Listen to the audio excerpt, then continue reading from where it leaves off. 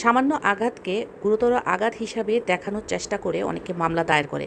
কার্যত গুরুতর আঘাত বলতে কী বোঝায় বা আইন কখন কোন আঘাত বা গুরুতর আঘাত কোনটি সে সম্বন্ধে আমরা অনেক সময় জানি না। চলুন আজকে আমরা জানার চেষ্টা করব গুরুতর আঘাত বা মারাত্মক আঘাত বলতে কী বুঝি। দণ্ডবিধি 1860-এর 320 ধারায় 8 ধরনের আঘাতকে গুরুতর আঘাত বলা হয়েছে। সেগুলো হলো পুরুষত্বহীনতা, স্থায়ী দৃষ্টিশক্তি নষ্ট, স্থায়ীভাবে শ্রবণ শক্তি নষ্ট, কোনো অঙ্গ বা গ্রন্থি নষ্ট বা অনিষ্ট করা, অঙ্গ বা শরীরের কোনো অংশ কার্যক্ষমতা স্থায়ীভাবে নষ্ট বা বিকৃত করা, মুখমণ্ডল বা মাথা বিকৃত করা, হাড় বা দাঁত ভাঙ্গা বা স্থানচ্যুত করা, এমন যে কোনো আঘাত যা জীবন বিপন্ন করে, যা 20 দিন অসহ্য শারীরিক যন্ত্রণা সহ্য করতে হয়।